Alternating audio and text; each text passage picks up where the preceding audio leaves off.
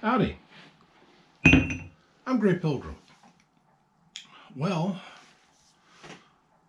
I was just cleaning one of my guns and I was thinking about, well, I should present something about it. Around the year 1895, a fellow by the name of Ferdinand von Manlicher came up with this. And it has two distinctive parts to it. The first is this magazine housing here. It works on a system that he came up with, which uses a magazine, basically a clip that fits into it.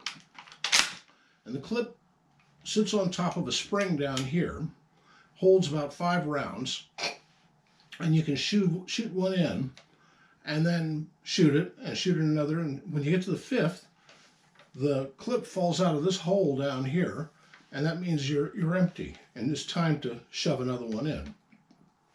It was just an excellent idea for feeding a magazine.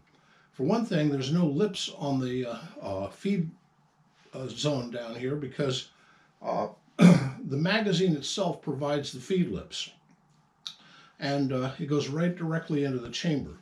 This was originally chambered for 8x50, that was it, which was a round nose 8mm cartridge, and the Austro-Hungarians carried this in the 1895 configuration in World War I. Well, if it was a longer rifle length one, the fellow who had it might also have this, a 1912 Steyr Hahn, which was the army pistol of the Austro-Hungarian Empire. God darn allergies. Anyway, then when later on, they looked at that round nose cartridge and thought, this just sucks. So they rechambered all of these onto 8x56 and made a Spitzer nosed cartridge for it. This one's an 8x56. Finding one in an original 8x50, some of them actually showed up in a recent batch of surplus rifles that came out of Ethiopia. But finding the 8x50 cartridge to fit them, that's a bit iffy these days. And the 8x50 chambered ones will not hold the 8x56 Spitzer. Anyway, the other thing he came up with is this, which is a straight pull instead of a bolt action like a Mauser. And it's funny because the troops in Germany and Austria called this the Ruck Zuck rifle. Ruck Zuck because that's the sound it makes. And it's a good rifle. It works. It does have drawbacks. Austrians, the Italians had another slang name for it, but I forget what it is. But at the time they came up with the rifle, they also came up with carbines for the cavalry. And the carbine, if you were in the cavalry at the time, you'd be carrying this and this. This is a 1907 Rothsteyr. This was designed by Karl Krenke, a Czech who was in the employee of the Austro-Hungarians, actually of FEG. And if you were in Hungary, FEG made this. If you were in Austria, Steyr made it. This one is marked Wien, which means Vienna, which means Steyr made it. So is this one, by the way. This one was made by a committee, basically. Krenke was part of that committee. Both of these use a turning barrel sort of system for their lock work. But this one was designed by committee. You notice that little pin on the front. Well, that was based on the 1903, I think it was, Colt, which was one of the developmental stages that came up eventually with the 1911. So they basically acquired that. And they made well, if you take a look at that grip. You notice how it's just L-shaped. It has absolutely no ergonomic flair to it at all. This is chambered in 9x23 or 24, which was in this case Steyr. That caliber was also used by Italy, and Italy used it too, but Spain. It's the 9mm Bergmann Bayard, which in Spain it was called 9mm Largo. the Steyr technically is a slightly different taper than the Largo. And some Steyrs, though, will chamber Largo cartridges. This one will not. You have to have the actual Steyr taper. And I have about 100 rounds of the brass I got from, who is it? Starline made the brass for a while. And I think you can buy the cartridge still from Steinells. This one, I think I have about 90 left of the cartridges for it. This is, they were made by Bitchute. No one else is making them anymore. This is 8mm. It's a proprietary cartridge only made for this very weapon. It has about the capacity and the oomph of a .32 auto. So it didn't need this big and powerful a gun to hold it. But they didn't know at the time, and they just basically over-engineered this.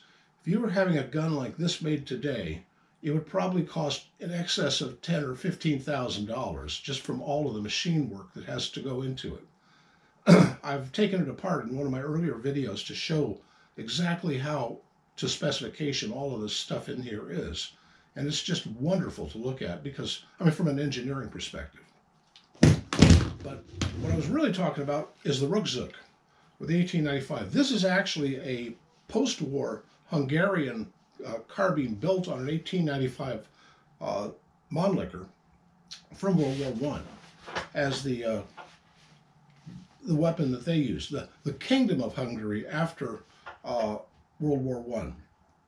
See, Hungary was really, the Austro-Hungarian Empire was called the dual monarchy, because the Emperor of Austria was also the King of Hungary. And that was the Habsburgs. And after Franz Joseph died, and his son Karl became the emperor, that was right near the end of World War I. And Karl ended up having to abdicate to end the whole circus. Then Hungary and Austria and the Slavic countries and others that were under the Austro-Hungarian Empire sway broke away and formed their own countries. So Hungary became a kingdom. Well, the Allied powers were not at all happy with the Habsburg being on the throne of Hungary. So though Karl did volunteer to take over as just the King of Hungary, and was for about 1 week until they kicked him out. And they instituted, I think he was an admiral in their navy, who became basically the regent of Hungary. And he was in charge until I think the Kingdom of Hungary technically lasted until 1946-ish, after World War II. Hungary was basically a client state of the Nazis. But this was their rifle. Other versions of this, there was a version of the M95 that was rechambered in 8 Mauser and was used as a secondary standard by the Germans. They would use any rifle that they could get their hands on. They used VZ-24s. They used several different kinds of rifles, from Belgium to Czechoslovakia, just to get things, because they needed all the weapons they could get. But they had a whole bunch of these left over as surplus.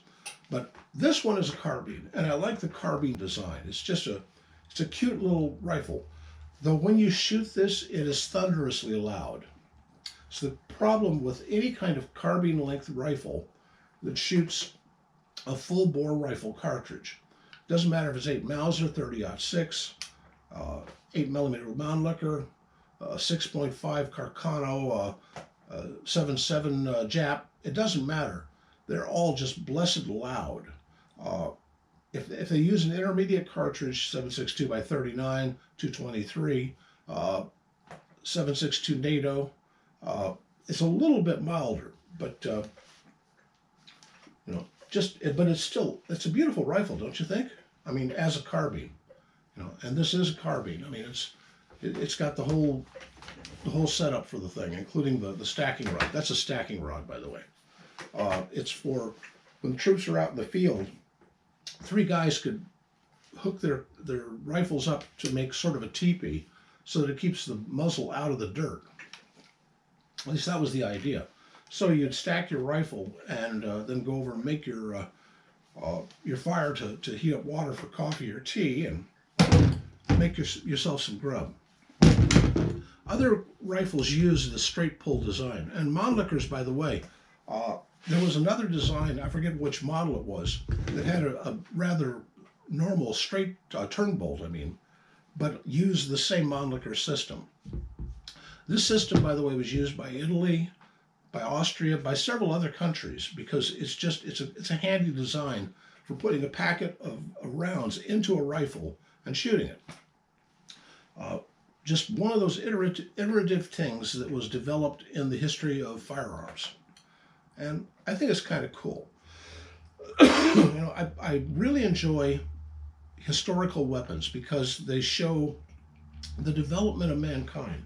Nothing progresses mankind as much as war. And war just sort of really starts innovation in humans. You got to have new rocks and sticks to hit each other with, Oh, by the way, I wanted to show this. If you right off to India, you can get these. This is a Styrohahn holster, and this is a 1907 Rothschild holster, made exactly like the originals, but these are made by some leather worker in India. Cost a pretty penny, but they're exact duplicates, and I think they're kind of cool.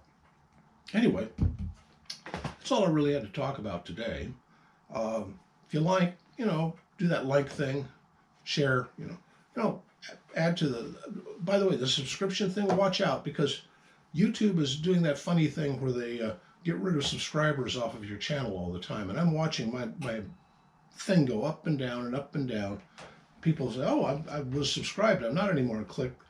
I've had discussions on that with folks before, where they were subscribed and then they weren't anymore. Happened to me too on some smaller channels that I follow. So anyway, so watch out for that. Anyway, that's all I got to say. Happy trails.